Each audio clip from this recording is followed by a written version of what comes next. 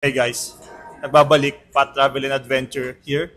And ngayon, mag-food trip tayo dito sa Antipolo. And yung food tripin natin is puro burger lang. And nandito kami ngayon sa may Chevy Burger. And marami kaming burger na kakainin. Hindi ko kaya mag-isa yun, kaya kasama ko to si Joseph.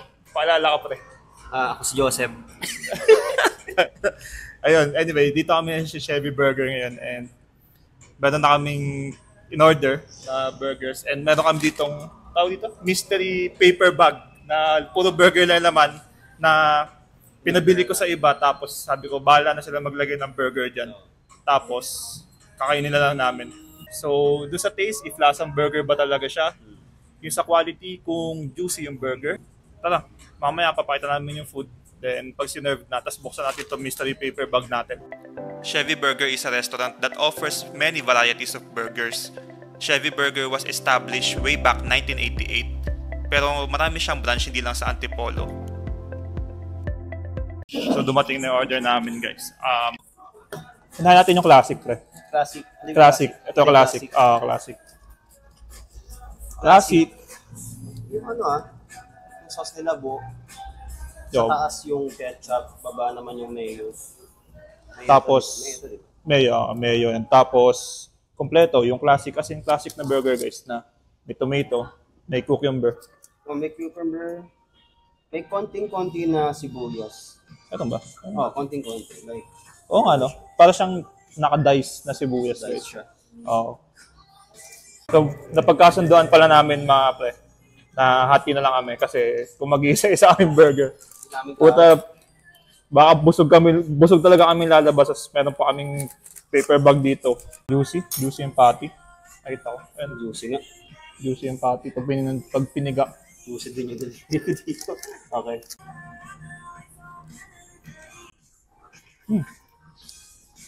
Burger. Juicy naman yung meat. Tingin mo. Burger siya. Tapos yung tinapay niya is na toast. Nilagay. Alatang tinoast yung tinapay. Kung ano yung kailangan na gawin na sa burger, medyo toast yung tinapay. Kung ba yung ginagawa sa Angel's Burger, pre? Nakita mo si ate sa Angel's Burger na pagkatapos i-toast yung, habang niluto yung patty, tino-toast na rin yung bun. Di ba? Hindi siya masyadong sunog. Di siya sunog. Sakto lang yung luto sa bun. Classic Chevy nila is 69 pesos. Oo. 69 pesos para sa Classic Chevy. 69? 69. 69 lang to? Not bad, di ba? Sa 69 pesos, busog ka na dito. Actually pala, sa 69. Tapos, lagyan mo pa ito ng side dish na fries, tapos isang ganito. Panigado pa rin, busog ka na. Busog ka na agad. Ito yung cheesy. Pakita ko man sa nila, pre. Grabe. Cheesy milk. Yung ano? Ito yung cheesy milk nila. Napatulala ako saglit kasi ang daming cheese. And may ako sa cheese. Merong cheese sauce, may sliced cheese, beef patty. And yung sa baba niya is, I think may bacon. May bacon sa baba. And ano pa hinihintay natin? Ang juicy Do the honors, pre. Ang juicy niya actually Kitang-kita ko pa lang ang juicy niya. Kita nyo kasi guys, kita mo yung ano pre, yung patty, mahalo sa cheese. Yung parang ang mantika ng patty, di ba? Ito, papansin mo yung bun nila. Ilagyan nila ng Ito yung ano yun? ano to, di ba margarine ba to? Margarine or butter, parang ganun. Parang Kaya, ganun. So yung pagkatusta, okay. Hindi siya sunog. butter nga siya, naamoy ko nga. Actually, napansin ko nga pre, na pag hiniwa mo yung patty nila, hindi siya nalalaglag na patty. Kumbaga hindi siya, parang sagi na patty, na pag pinutol mo na lalaglag. Kumbaga intact pa rin siya kahit hiwain mo na hiwain. Ito, 119 pesos, messy milk yung tawag, and messy mo talagang kakainin. Sobrang messy niya, kailangan mo na maraming tissue. Pero burger to, kakamayin ko na. May loob, may bacon, may cheese, may sliced cheese. Ano pa hinihintay natin? May mushroom din pala, guys. Mushroom din, no? May mushroom, may mushroom. Sa ilalim, meron ding ilagay ng margarine. Parang gusto ko na kainin, pre. Kaya natin. Hindi mo na. Tara.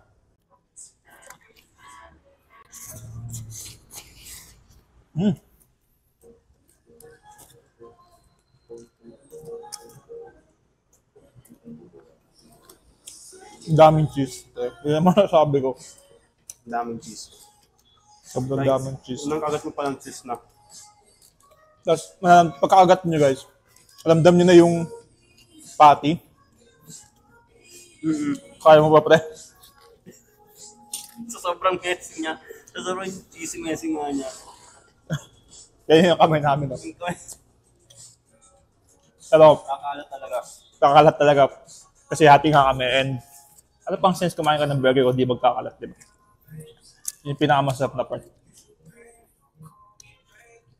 Yung patty na nandun yung lasa eh. Nalalasahan ko sa patty nila yung saltiness ng patty. Yung beef nalalasahan ko lang. Actually, hindi siya yung oily na makikita mo yung mga burger kasi na sobrang oily dito. Meron. Actually, talagang nagmamantika eh. Mamantika. Konti na lang pre, ano ka na eh. Taas na cholesterol mo. And for sure pre, maraming nakakaalam ng Chevy Burger kasi 1988 pa sila eh, na-establish. Una ko nakita na ito sa Pasay, malapit sa airport. Pero hindi ko alam kung nakakita ka na ng Chevy Burger sa labas. Di pa nandito pa lang. Di ba? Yung daddy ko kasi pre, mahilig dito sa Chevy Burger and sinasabi niya nga, mayroon na daw to dati. And talataan mo sa cheese sauce na ginamit na hindi siya mayonnaise eh. Ay na ano eh, cheese whiz. Hindi siya cheese whiz guys eh. Iba yung pagkakaalat, yung alat ng cheese whiz sobrang alat.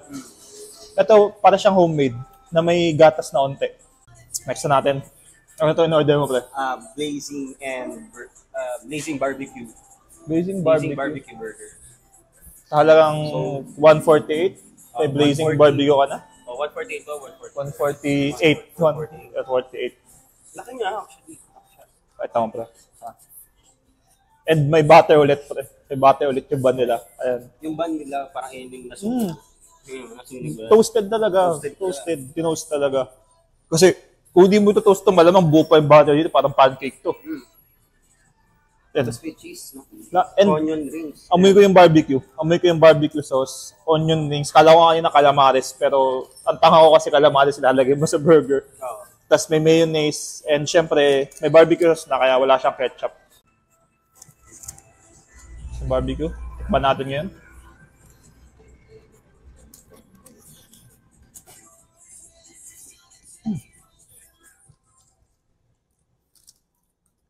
Tapos ang barbecue, unang agad mo barbecue, lagay yung lasa. Kala ko nung una blazing barbecue, maanghang. Blazing. Kala ko maanghang. Kasi blazing eh. Yung pala hindi siya maanghang. Pero okay lang. Hindi ako fan ng maanghang. Yung bacon, yung onion rings niya is hindi siya yung onion rings na may makakagat ka na parang makunat. Na ano matawag dito? May crunchy ka makagat na onion rings. Para siyang mashed onion na dinudog na onion na tapos lagyan na lang ng butter. Pero lasa mo doon yung onion. Lasa yung onion, oo. Hindi siya yung parang onion na ano. Parang siyang onion rings ng ano pre? Na Burger King. Onion rings ng Burger King. Oo. Onion rings ng Burger King kasi walang ano eh. Wala siyang nakagat sa loob eh. Parang siyang harina sa loob, di ba? Actually, ito may dito sa barbecue. Iba kasi yung tamis ng barbecue pag hinalo mo yun sa burger. May twist talaga. Kasi kung yung kakain ka ng barbecue na sa baboy lang, sa karne lang, iba yung feeling na yun eh. Dito sa burger may combination ng bacon, may mayonnaise, may kung ano-anong, sa burger kasi kahit ihalo mo kahit ano okay lang. Masarap eh. Total na binayaran natin dito is 463 pesos sa tatlong burger. Kasama itong cook, may iced tea pa na malaki si Joseph. So, 163 pesos is not bad para sa akin. Kung gusto mo ng quality na burger, masarap na burger, dito siya masama. Ang next natin gagawin is, kuha tayo ngayon ng isa pang item dito sa mystery paper bag natin. Ano ba yan? Ito, buhati mo kung gano'ng kabigat. Parang bakal ata ito eh. Ano ba ito? Pako. Pako. Parang daman mo na, ano nahawakan mo. Ay. Dalawa. Burger ulit. Burger ulit. Burger ulit pre. So, Parang pakita mo, alam ng mga tao yan, anong burger yan. Burger McDo. Tapos, yung burger. Yung burger. Ito pa isa, burger na isa pa. Walaan mo, Pre, mababasa mo na. Pakita mo. SNR, isang malaking burger ng SNR. Quarter pounder ng SNR. Yes. Quarter pounder ng SNR. So, ito, price nito, I think, nasa 140 pesos to sa SNR. Isang quarter pounder na ang laman niya is may lettuce, tapos tomato, may cheese sa ilalim. Cheese. May cheese, may sliced cheese, tapos may cheese sa ilalim. Ito yung loob ng SNR na burger. Kanina siguro juice ito eh. Pwede ko kanina juice ito eh. Hindi ko na alam ngayon baka natuyo na. Kasi kanina pala sa paper bag.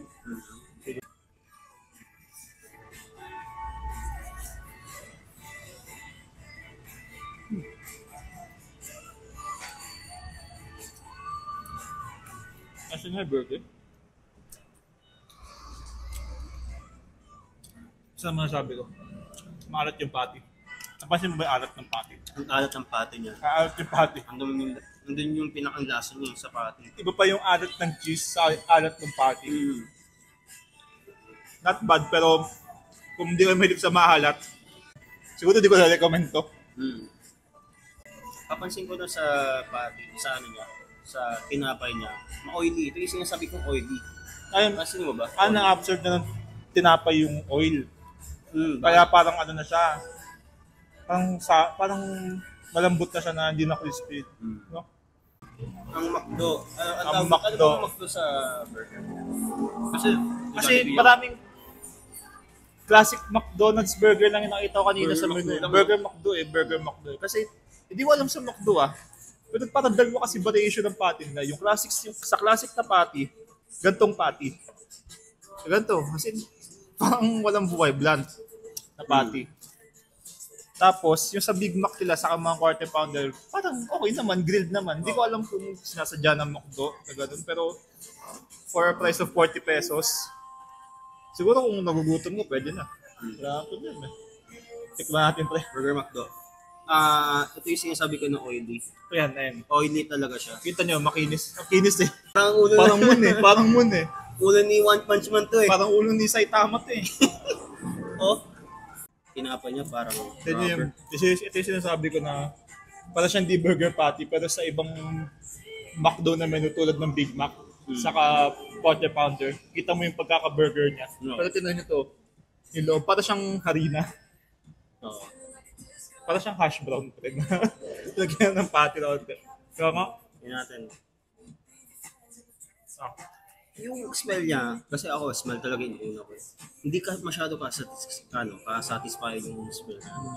Hindi siya yung talaga susuntok sa ilong mo. ayoko.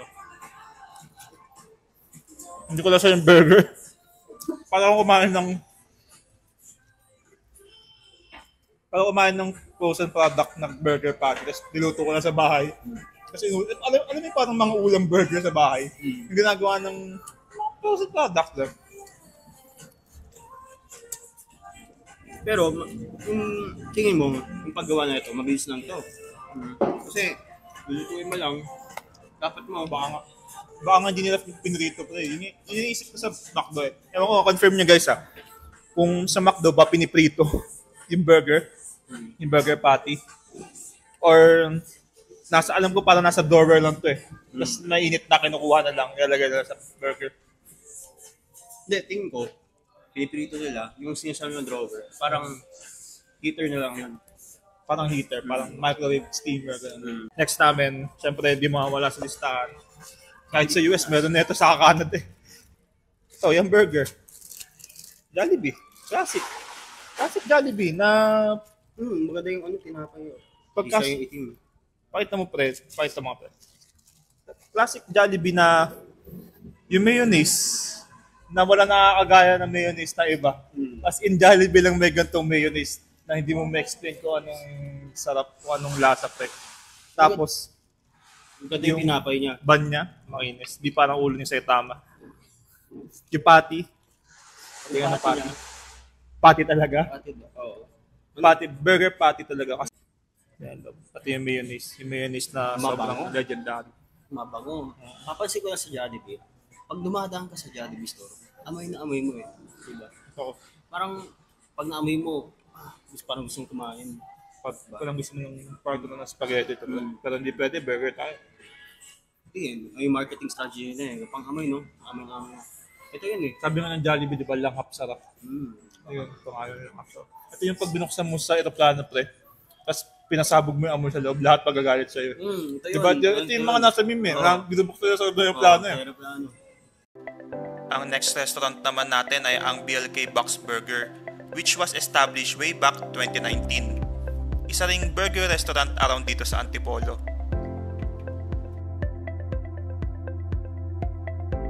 So, pre, andito na tayo sa second location natin. BLK Box Burgers. Located siya dito sa may Silawis, sa may Antipolo. Nasa Antipolo pa rin tayo. At ano oras na, pre? 6:20. 6:20 na. Nandito pa rin kami. Naghahanap pa rin kami ng mga burger dito. And I think ito yung last namin, yung BLK Box Burgers. Tapos, ito yung in-order namin is yung BLK na Classic Melt. Tama ba? Classic Melt na BLK. Tapos ito yung Classic.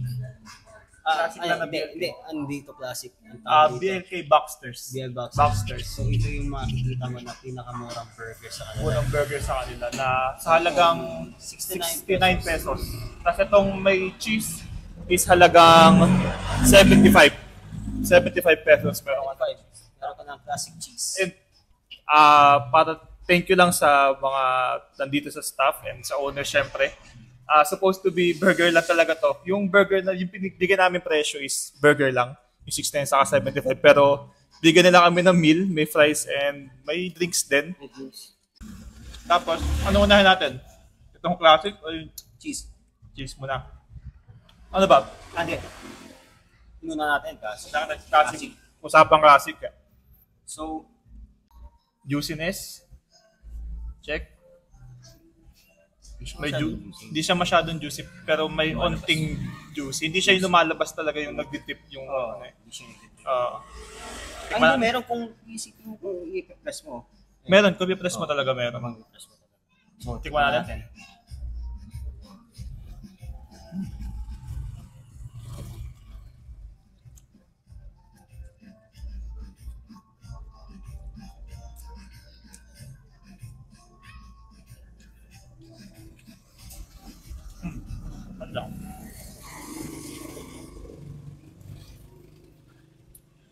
Yung kagat ko guys, parang may naglalarong flavor sa bibig ko.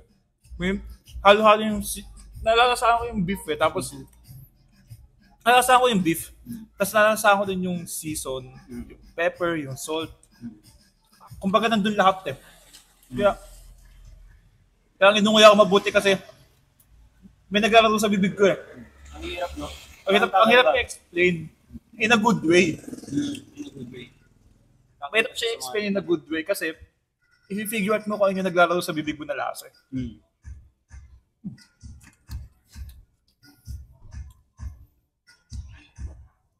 Hirap i-explain. Sorry pero hirap i-explain. Pero in a good way to. Masarap yung patty. Pero hindi ko ma-explain kasi naglalaro yung texture niya, yung lasa niya sa loob. Yung seasoning, naghahalo-halo lahat eh. Kasi ko sa patty niya, dikit-dikit talaga siya. Kaya lang siguro nasira to dahil hinatay namin sa gitna. Pag kinagat mo siya, nandun pa rin yung mga mga ibang burger kasi pag kinagat mo, magwawasak eh. Ito, dikit. Hindi siya nahulog. Yung patty niya, hindi nahulog. Which is a sign of a good patty. Nahulog lang siya kasi hati namin. Pero pag kayo kakain mismo, consistent yung pagkaka-hold on niya. Kung homemade patty man to BLK, kudos sa inyo kasi asarap ng patty. Next na natin? Next natin. Classic cheese. So, yung classic cheese naman, yung classic cheese naman is may cheese slice, tomato, cucumber, cheese sauce, ketchup, and I think may mayonnaise sa ilalim. The honors, pre. Ikaw na unang kumagat. Sige.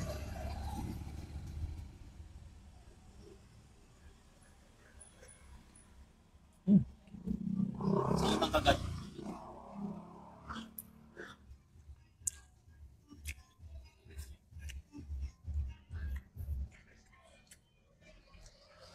This time pre naramdaman ko.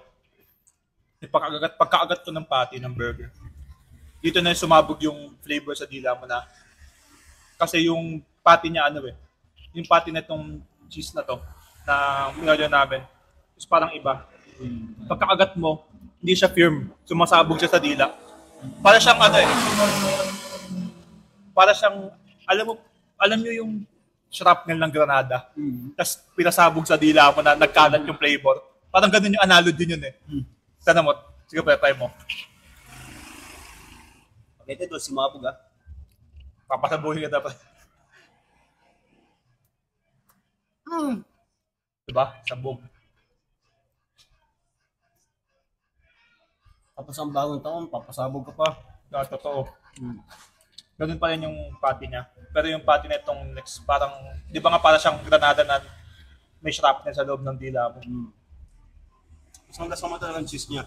Yung cheese. Actually, yung cheese, tingin mo, anong klaseng cheese? Yung cheese, bilang isang cheese lover na mahilig sa cheese at sobrang hilig sa cheese, yung cheese niya is homemade.